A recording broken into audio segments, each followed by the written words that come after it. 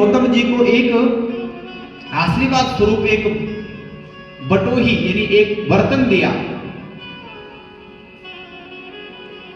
और कहा कि जाओ मैं तुम्हें ये बटोही दे रही हूं और इस बटोही के प्रताप से तुम सभी प्राणियों का भरण पोषण कर सकोगे, ये हमारा आशीर्वाद है। इसमें आप जिस वस्तु की कामना करेंगे वह वस्तु आपके पास में उपस्थित हो जाएगी, वह आपको प्राप्त हो जाएगी। बोलो जय माता दी। पूर्ण पात्रम ददो तस्मै येन स्यात् सर्वपोषणम् उवाच मुनिमंबासा यम यम काम त्वमक्षसि। उसको कहते हैं पूर्ण पात्र। यज्ञ में हम क्या करते हैं? पूर्ण पात्र स्थापित करते हैं। तो ये पूर्ण पात्र वही उसी का स्वरूप है। बोलो जय माता दी।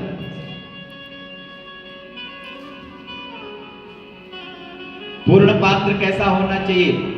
पूर्ण पात्र में बोले 256 मुट्ठी चावल जिसमें आ जाए, इतना बड़ा पूर्ण पात्र यज्ञ में रखना चाहिए। जब भी कभी अपने घर में आप यज्ञ कराओ तो इतना बड़ा पूर्ण पात्र रखना चाहिए जिसमें 256 मुट्ठी यज्ञ में चावल के उस पात्र में आए, तो उसे पूर्ण पात्र नाम से जाना जाता है। ऐसा आशीर्वाद देकर के भगवती अंतर ध्यान हो गई। बोले दुर्गा मैया की। अब तो उस बटोही ने अनेक प्रकार के व्यंजन निकलने लगे महाराज, अनेक प्रकार के रस व्यंजन निकलने लगे, कचौड़ी पकौड़ी इत्यादि। जो भी ऋषि मन में संकल्प करते थे सोई उससे प्रकट हो जाते थे। नाना प्रकार के घास आदि प्रकट हो गई।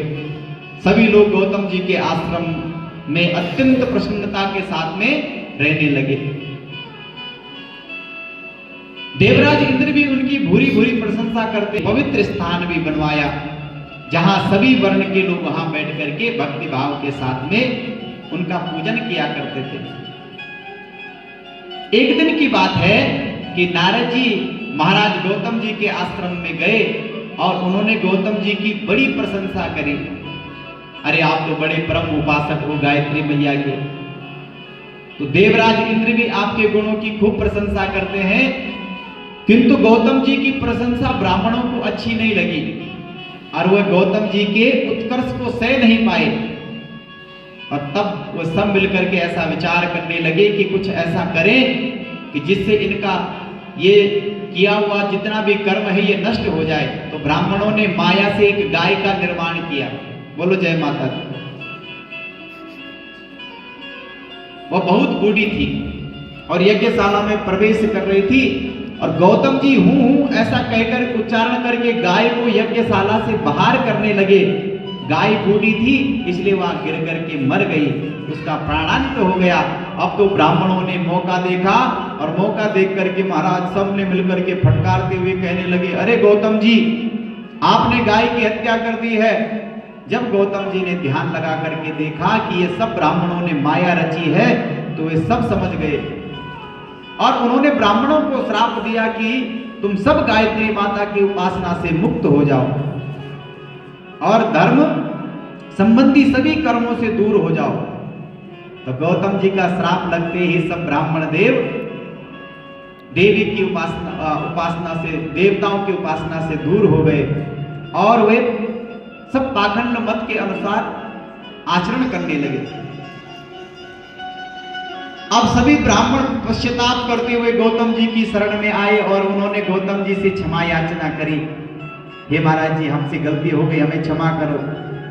गौतम जी ने कहा, देखो मेरा वचन अन्यथा नहीं होगा, तुम लोग द्वापर के अंत तक कुंभीपाक नरक में तुम्हें रहना पड़ेगा और यदि आप सब मेरे श्राप से मुक्त होना चाहते हो तो तुम सब भगवान की आराधना करो। बोलो जय माता दी।